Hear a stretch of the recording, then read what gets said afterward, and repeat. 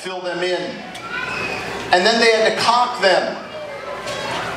And then after the caulking, 2 coats of paint that was all applied by hand with a roller and with a brush. We went through 485 gallons of paint, 110 gallons of caulking, and about 3,300 man-hours. They have been at this since June 1st and just finished this week in time for our celebration. And so the men I want to recognize are all sitting over in the corner there. Tom, Dietz and son, Tom, please stand and wave so we can all thank you.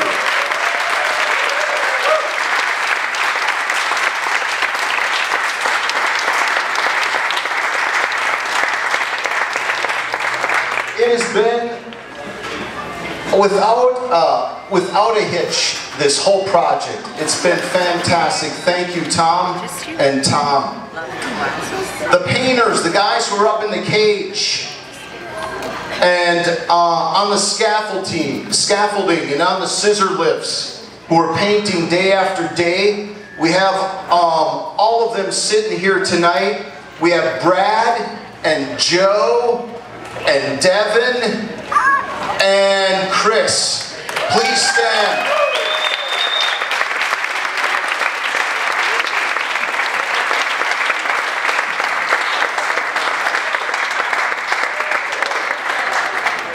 Gentlemen, thank you for your good work. Also, so that's what it was supposed to be. It was just supposed to be a painting project, filling in these rust spots. But then the drama began. First of all, the Dietz boys said, hey, Monsignor, you know that black big pole going through the front of your church with a cross on the top? That's solid brass. I said, you're kidding me. I said, yeah, it just needs to be polished. I said, good, when are you going to do that? And so they did that. But the problem is this solid brass oxidizes so quickly, it can be covered up in black in a matter of weeks. And so this hasn't been, you have not seen this brass cross since the 40s. The first Mass was 1945, and in fact I had a funeral here just this month, and there was a man there, a brother, older brother of the deceased, who said, Monsignor, I went to Mass here in the 40s, and I saw that cross was brass. But I hadn't seen it before, since. And so they polished that cross, and then the letters on our sign were also solid brass. And they have found, after a big long search, some thick lacquer. And they have coated the whole. Chris, the hairy guy over there, is the one who polished the whole thing. Chris, stand up.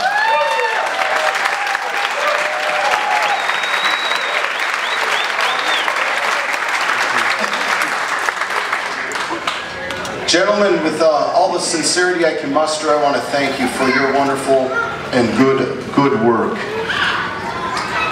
Then, the highlight of tonight is these new panels up in the steeple. Our tower is 163 feet. Then the cross on top is another 18. So it shoots into the sky 181 feet.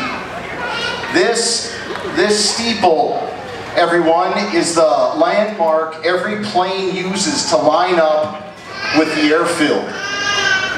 I have a buddy out in the airport, and he says in the tower they ask, the pilot says, we're cathedral ready. That they all line up and they fly over the cathedral steeple to line up with the airfield. And so everybody who flies into Bismarck is going to see our beautiful steeple. Here's the story. When Brad and Joe went up to paint those panels. They're, by the way, 16 and a half feet tall, 5.5 feet wide.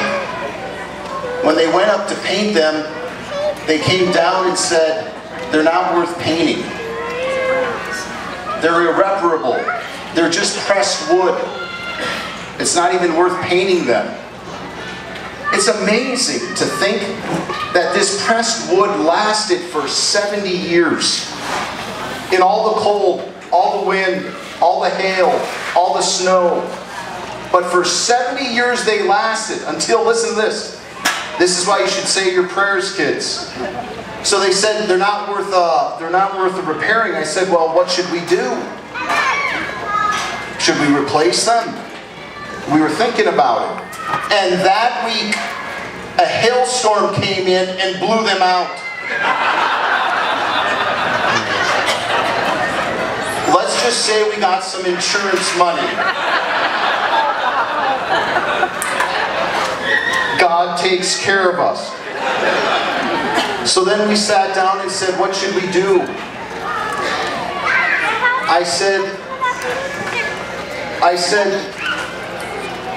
that signature logo, that signature symbol of the Cathedral of the Holy Spirit is the dove descending with 7 rays, his 7 gifts on the bronze doors. And wouldn't it be beautiful if that could be up in those panels? And they said, great. I said, wouldn't it be beautiful if it would be lit up? They said, are you crazy? And I said, if you can do it, if we can't do it, fine. But if we can, here's the priorities. 1, it has to be low maintenance. Tom, it has to be low maintenance. We can't bring a crane in here for $5,000 to change a light bulb. So it has to be low maintenance, it has to last, and it can't block the sound of the bells coming out of the steeple. And the Dietz boys says we know just the person. And so they contacted Keith Benz at Northern Plains, parishioner here.